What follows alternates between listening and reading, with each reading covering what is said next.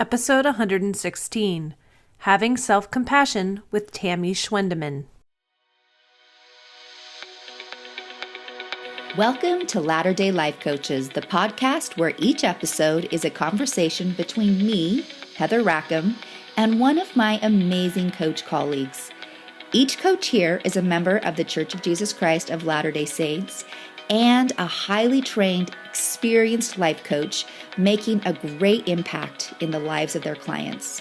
And together, we have one main goal, helping you live your best life no matter what. You ready for this conversation with the coach? Here we go.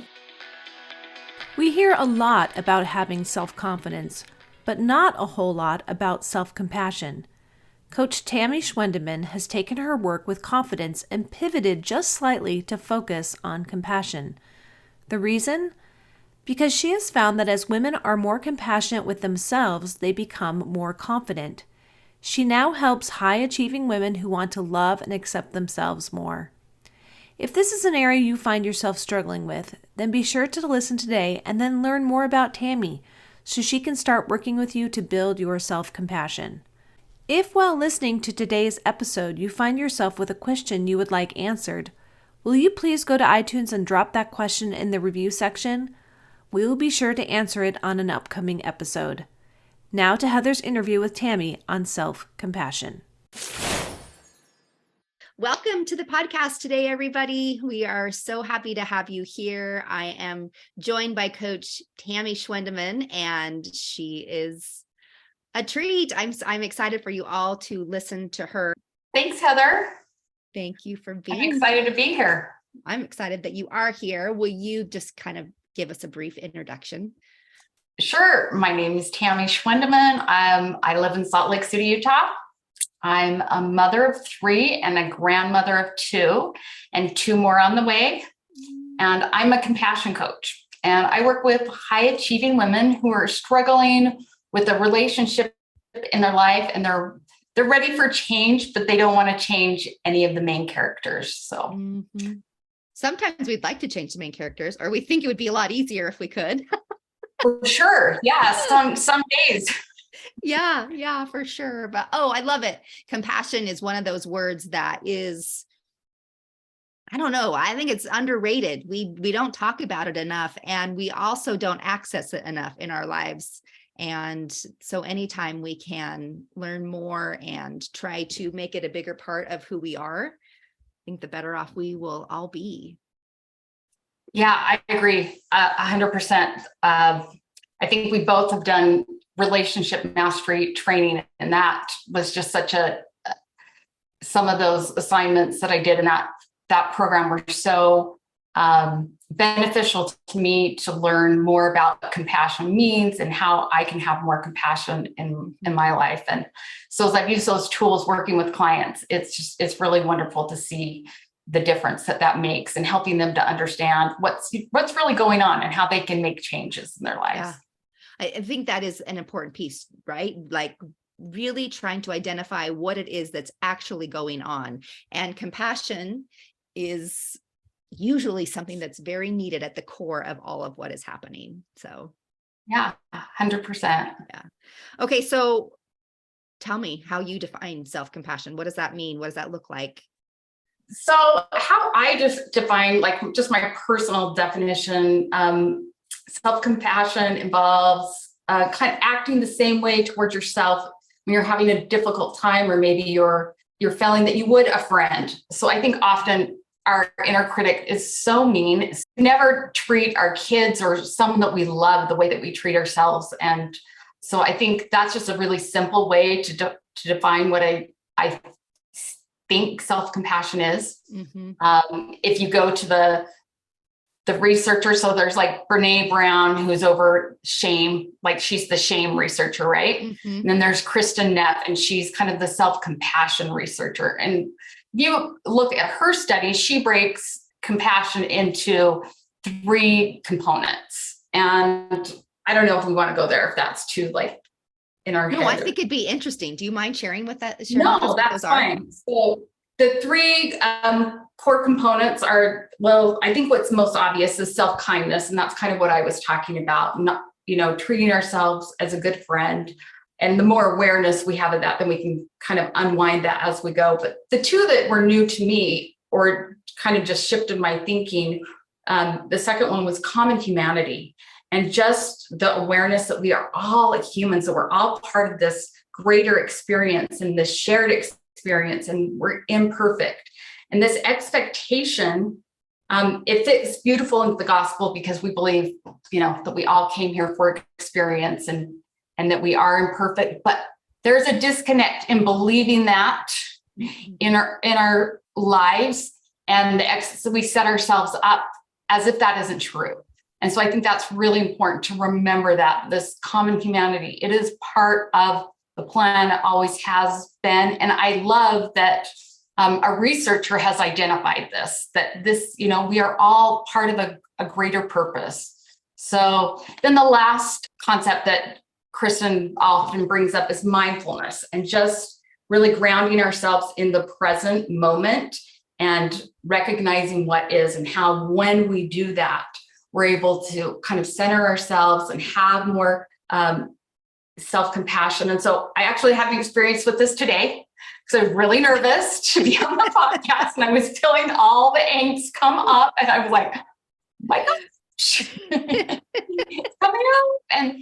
And so what that looks like for me is, instead of like letting my head freak out, but like just noticing, like, yeah, this is something I haven't done before. It's new to me, and I am feeling. So the mindfulness is like acknowledging it, kind of labeling how we label our emotions in coaching. Like, it's labeling that this is what's going on for me in this present moment, and that it's okay.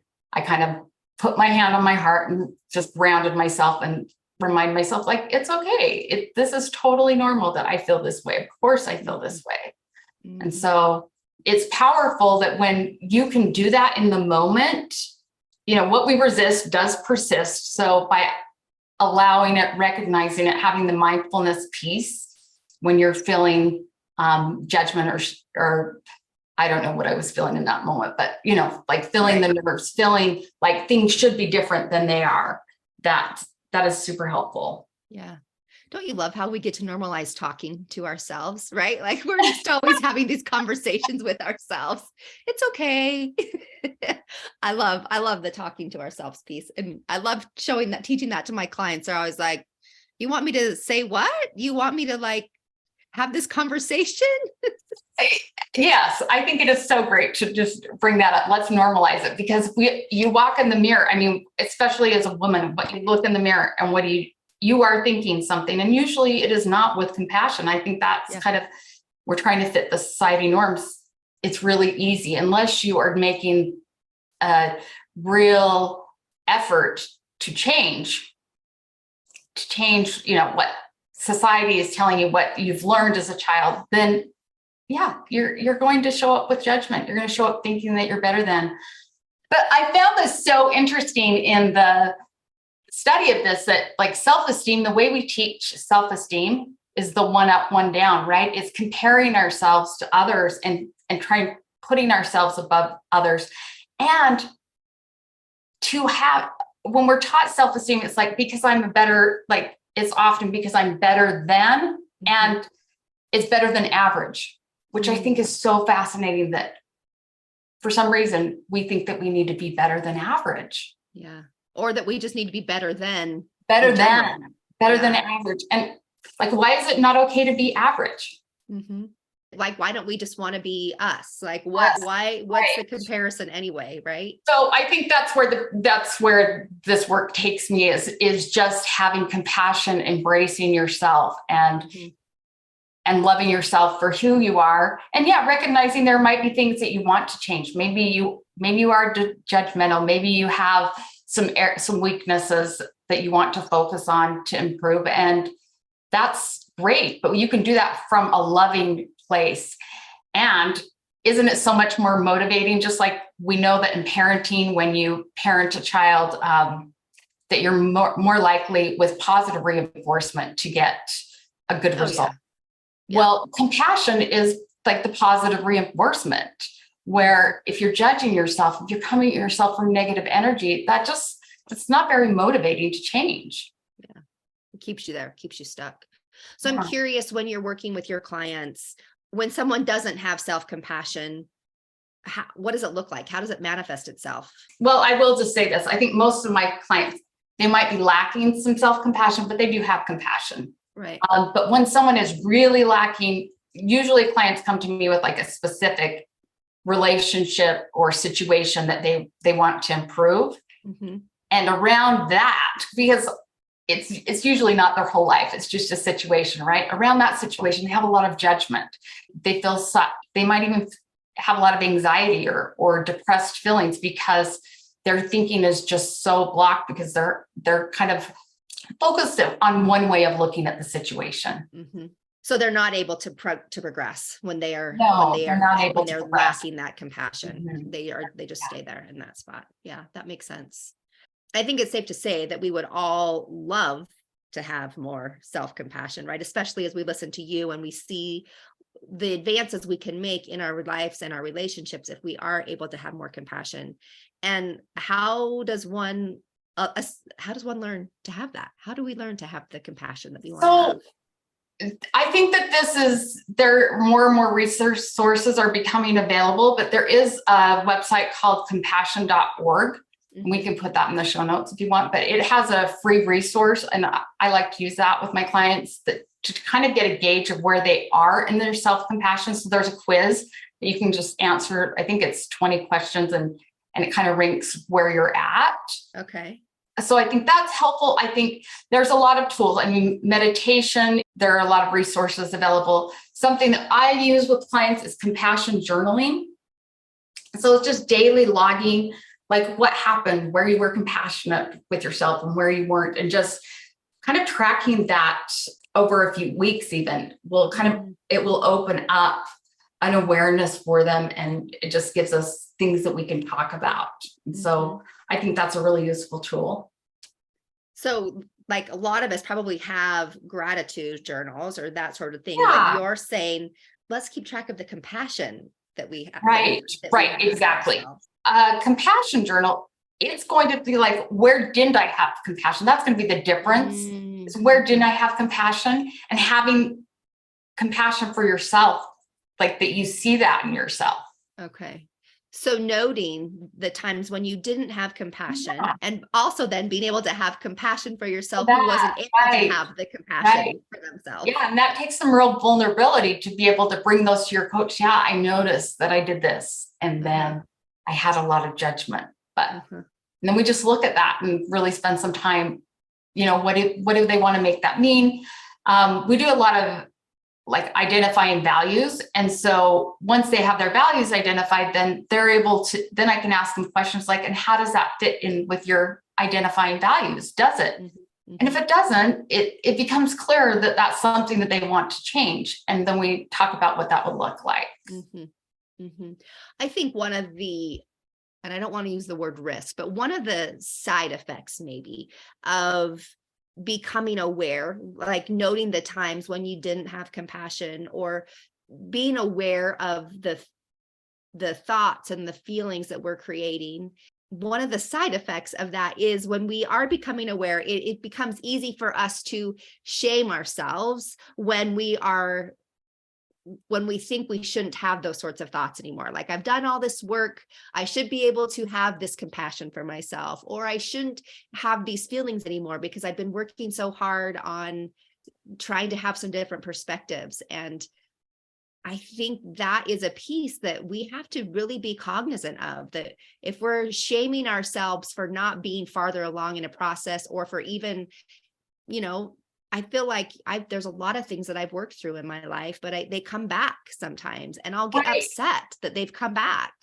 Yeah. And I think that is part of embracing that humanity piece, and just remembering, like, I'm not supposed to get it the first time. Yeah. Maybe I'm supposed to get it the 20th time. Maybe I'm not going to get this. It's just something I continue to work on. I think whenever the word should comes up, for me, that's a real red flag. Yeah. And so I like the yes and approach instead of I should have. Yes, I did this, and I can still love myself. Yeah, for sure. So Okay. So as your clients start to be able to have a little bit more self-compassion, what sort of transformations do you see? What do you see changing for them? I mean, definitely their confidence increases. I mean, that's just kind of, I would say, a natural byproduct because they feel really empowered. Compassion is one of those things where the more you have for yourself, the more you are going to have as you grow your own self-compassion, you are growing your ability to have more compassion for others. And so I think we were talking a little bit in the beginning, and that is the underrated piece of compassion, that the more you can grow it and focus on what it means in your life, the more you can impact all those around you. Mm-hmm. Yeah, I think that is one of the greatest pieces about it is we don't necessarily always realize that having more compassion for ourselves, which don't be fooled. People sometimes, like my clients will say things like, well, if I have compassion, if I'm easy on myself, then I'm never going to achieve the goals that I want to achieve. And my response is, can you think of a time when being hard on yourself actually ever helped you achieve your goals? Never have they come back to me and been like, oh yes, this time when I was really hard on myself, this was when I achieved a goal. Never. No one's ever been able to come back with anything. And so when we have compassion, so much changes for us, but the piece, we are so much more able to have compassion for other people. Yeah. Our relationships can't help but change. Right. I think the more compassion you can hold for yourself, it is so much easier for that mindfulness piece as far as zooming out, being really present, but in a way that you can zoom out, right? And you can really see what's going on for everybody. Yeah. And that's where you're able to hold compassion for them, for what's going on. But I 100% understand what you're saying about clients coming back and like judging themselves when they haven't met the goal or when they haven't had compassion. Mm-hmm. Yeah. I love that you said zooming out, because that really does give us a visual of what does happen. We're able to kind of see things from a different perspective when we are able to offer more compassion for ourselves and other people. And what we see really does change. Yeah, I feel like you're able to see a clearer picture, right? The picture where you're living more aligned with your values, where you're showing up for people the way that you want to show up for them, because it's who you want to be. And you're okay if you don't do it perfectly. Mm-hmm. Mm-hmm. There's always ways to repair things when we don't show up as the compassionate person that we want to in our life. But shaming yourself and just becoming negative because you haven't been able to do it, that's never going to get you to where you want to be. Mm-hmm. Yeah, for sure. So you see a correlation between self-compassion and confidence. 100% I do. Yes. I actually was a confidence coach, and I love helping people to really step into their confidence and love themselves. And I felt like this was the missing piece. And so I changed my niche to compassion coach, because I think that the way that we're taught to think about self-esteem is more of a one up, one down scenario where we're judging others or trying to put ourselves above others. And that is really not real esteem. But when you can esteem yourself from a place of love and charity, you'll be able to give that more back to the world. And I think that is really the kind of confidence that we want. Mm-hmm. Yeah, because that's lasting. And it doesn't matter what anybody else is doing around you. Right. It doesn't matter what that person did or isn't doing. It's all about you. And it doesn't mean that things aren't hard, that the things that you're feeling aren't difficult and aren't hard, but you are able to meet yourself where you're at and trust yourself and see the bigger picture. Yeah, so important. And I really do appreciate, that piece of esteeming ourselves, because there is always somebody next door or right in front of us that we can compare ourselves to. And right, which would always, if that's what we're basing who we are and our self-esteem on, we're never going to get there. It's always going to be a moving target. And when the target is just us, like we're the person we're esteeming, that we're the person we're loving, then there's safety in that. yeah, we're able to meet ourselves where we're at. Yeah. For good or bad. Yeah. And continue to grow with ourselves. And that just is a safe place. Yeah. It's consistent. And so much, we have so much uncertainty in our life. And I think that's something that I've been thinking a lot about. We all just want certainty, but there's nothing certain about anybody outside of us or the things that are going on around us. That the only certainty that we have lies within us and how we're going to maintain our relationship with ourselves and how we're going to treat ourselves. So why would we not focus on that self certainty, that self compassion? Wow. Well said, Heather. Thank you. I don't know. I just I just see that correlation so well. So anyway, thank you. All right. Before we go, is there anything we haven't talked about that you wanted to share with us? Well, we haven't talked about the science. There's actually science to back all of this up, which I find very fascinating. I would love to hear it. I always love science. I didn't like it when I was in school, but now I love science. I love the science of things. Well, I think it's interesting that as we judge ourselves, when we are in judgment of ourselves or trying to esteem ourselves, like we were talking about through comparison, then you are putting yourself in fight or flight mode. And when you do that, you are releasing all the stress hormones. And the opposite of that is when you are meeting yourself with compassion, you are accessing all of the love hormones, your cortisol is evened out. And I think that's fascinating that our bodies actually, like when we are compassionate, we are self-regulating ourselves and it's good for our health. We are wired to go to the fight or flight. But I think that it really makes no sense that we would want to go there. That this is where we want to go for so many reasons, but most of all, because it's where we're going to find more peace and confidence and groundedness in our lives. Yeah. Well, it's when we get to exercise our ability to use the more mature, the higher functioning, that's probably not the right phrase to say, but our natural tendency is to go to that fight or flight. And when we choose to intentionally think differently, we're able to have more of the control that we want to have. And I think that just goes to prove the point that it actually is easier for us to go to that fight or flight state. Right. Because the natural man takes you to the fight or flight. It requires less energy and we don't have to use as much, we don't have to work as hard. And so we just do have a tendency to just go to that whatever's easiest, but easy doesn't actually equate to happier or more what's joy best for us physically, emotionally. Yeah. And I love that we now have science to prove that. I think that's amazing. So yeah. I think we're going to hear a lot more about compassion. I think that the conversation is really just getting started. Yeah. Oh, agreed.